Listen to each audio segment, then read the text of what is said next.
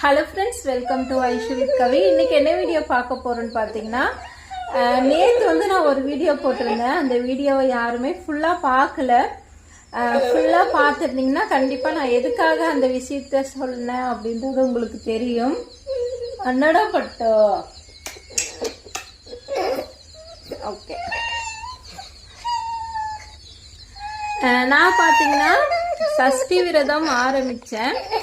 அந்த சஷ்டி விரதம் வந்து இருக்கக்கூடாத அளவுக்கு எனக்கு தடைகள் வந்துச்சு. அதை தான் வந்து அந்த வீடியோவில் ஷேர் பண்ணிக்கிட்டேன். ஓகே, நேற்று போட்ட வீடியோ வந்து யாருமே வந்து ஃபுல்லாக பார்க்கல அப்படின்னு தான் நினைக்கிறேன். அதனால தான் பாப்பாவுக்கு என்னாச்சுன்னு சொல்லி கேட்குறீங்க. நான் வந்து சஷ்டி விரதம் இருக்கலாம் அப்படின்னு சொல்லி ஆரம்பிக்கும் போது எனக்கு பயங்கர தடைகள். அதாவது சஷ்டி விரதம் இருக்கணும்னு முடிவு பண்ணேன். 2 நாளைக்கு முன்னாடி இருந்தே பார்த்தீங்கன்னா எனக்கு பிரச்சனைகள் தடைகள் எல்லாமே ஸ்டார்ட் ஆகிடுச்சு. அதுக்கப்புறமேட்டுக்கு சஷ்டி விரதம் ஆரம்பித்த அன்னைக்கே வந்து வைஷுமாக்கு வந்து இப்படி ஆயிடுச்சு. வைஷுமாக்கு என்ன ஆச்சு அப்படின்றத அந்த வீடியோலேயே சொல்லியிருக்கேன் நான். என்னடா தங்க, வைஷுமா இங்கேதான் இருக்கா. ஏ பட்டு பட்டு பட்டு பட்டு பட்டு பட்டு வைஷுமா நல்லா இருக்கா? டே, துணி வெல்றியா? துணி வாயில் வச்சு மெல்லணுமா? யார் சொன்னது அப்படின்னு? எடு வாயிலிருந்து எடு. இது எல்லாமே வந்து எனக்கு வந்த சோதனைகள் தான். சஷ்டி விரதம் இருக்கணும் அப்படின்னு சொல்லி ஆரம்பித்த எனக்கு வந்த சோதனைகள் தான் அது. அதுவும் கடவுள் வந்து எப்படிப்பட்ட சோதனை வேணாலும் கொடுக்கலாம். ஆனால் வைஷுமாக்கு வந்து அப்படிப்பட்ட சோதனைகளை கொடுக்கவே கூடாது. அந்த வீடியோ வந்து யாரும் ஃபுல்லாக பார்க்கல அப்படின்னு நினைக்கிறேன். ஃபுல்லாக பாருங்கள். நான் என்ன காரணத்துக்காக அப்படி வந்து ஷார்ட்ஸில் சொல்லியிருப்பேன் அப்படின்றது உங்களுக்கு புரியும். டைம் இருந்தால் பாருங்கள், மற்றபடி அவங்க வேலையை பாருங்கள். இப்போவும் பார்த்தீங்கன்னா சஷ்டி விரதத்தை ஸ்டாப் பண்ணோம் அப்படின்றதுக்காக நிறைய தடைகள்.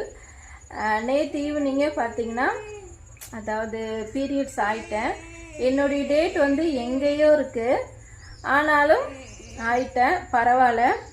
நான் கண்டிப்பாக வந்துட்டு சூரசம்ஹாரம் அன்னைக்கு கண்டிப்பாக வந்து வேண்டுதல் வச்சு வேண்டிப்பேன். கண்டிப்பாக இந்த வருஷம் வந்து முருகனை போய் கண்டிப்பாக பார்ப்பேன். சூரசம்ஹாரம் முடிஞ்சு மறுநாள் வந்து கோயிலில் போய் பார்க்கணும் அப்படின்னு சொல்லியிருந்தாங்க. சூரசம்ஹாரம் பார்க்கறது கூட நல்லதுன்னு சொல்கிறாங்க. ஆனால் என்னால் கோயிலுக்கு போக முடியுமா என்னன்னு தெரியல. கோயிலுக்கு வந்து இங்கே பக்கத்தில் இருக்க கோயிலில் அது நடக்குதா, சூரசம்ஹாரம் பண்ணுறாங்களா இல்லையான்னு தெரியல.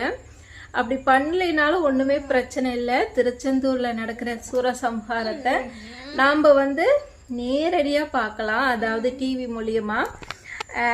மூலியமாகவே நம்ம முருகரை பார்த்து அவரை தரிசித்து அவர்கிட்ட வேண்டிக்கிட்டோம்னா கண்டிப்பாக எல்லாமே நல்லது நடக்கும். அந்த நம்பிக்கை வந்து எனக்கு 100% இருக்குது. நேற்று அந்த வீடியோவில் வந்து பார்த்துட்டு நிறைய பேர் வந்து கவலைப்பட்டீங்க, எமோஷன் ஆகிட்டீங்க. இதுக்கப்புறம் அது மாதிரி போட மாட்டேன். வைஷுமா வந்து எப்பயுமே நல்லா இருப்பா. என் தங்க பிள்ளை கடவுள் ஆசீர்வாதத்தோட சூப்பராக இருப்பாங்க. அன்னைக்கு வந்து அது வந்து அம்மா கூட அது வந்து ஒரு கண்ணாமூச்சி. அம்மா வந்துட்டு நம்ம தூங்கிக்கிட்டே இருக்கலாம், அம்மா எப்படி பண்ணுறா அப்படின்னு சொல்லி பார்க்கலாம் அப்படின்னு சொல்லி வைஷுமா என்னை ஏமாத்திருக்கான்னு நினைக்கிறேன். மேபி ஏப்ரல் ஃபூல் பண்ணியிருக்கான்னு நினைக்கிறேன். ஆனால் அப்படிப்பட்ட ஏமாத்து வேலைலாம் பண்ணவே கூடாது வைஷு. அப்படிப்பட்ட ஏமாத்து வேலை அம்மாவை பண்ணக்கூடாதுடா தங்கம். அம்மா இருக்கிறதே உனக்காக தான் சாமி. உனக்காக வாழ நினைக்கிறேன், உயிரோடு வாசம் கொடுக்கிறேன். பாட்டே பாடத்தில்ல, அம்மா பாட்டு பாடுறேன். ஓகே நான் வந்துட்டு பீரியட்ஸ் ஆகிட்டேன். அப்போவுமே நான் இருந்தாலும் நான் பீரியட்ஸ் ஆனாலும் என்னுடைய விரதத்தை கண்டினியூ பண்ணிக்கிட்டு இருக்கேன். ஆனால் விளக்கு வச்சு சாமி வேண்டிக்கிட்டது இல்லை. இருந்தாலும் காலையில் 4 மணிக்கெல்லாம் எழுந்து குளிச்சுட்டு பூஜை ரூம் வாசல்லையே உட்காந்து முருகரை கூப்பிட்டு வேண்டிக்கிட்டு இருக்கிறேன். ஓகே, யார் என்ன சொன்னாலும் சரி, இந்த வருஷம் சஷ்டி விரதத்தை யாராலையுமே தடுக்க முடியாது. முருகர் வந்து என் வாழ்க்கையில் பண்ண போகிற அற்புதத்தையும் யாராலையுமே தடுக்க முடியாது.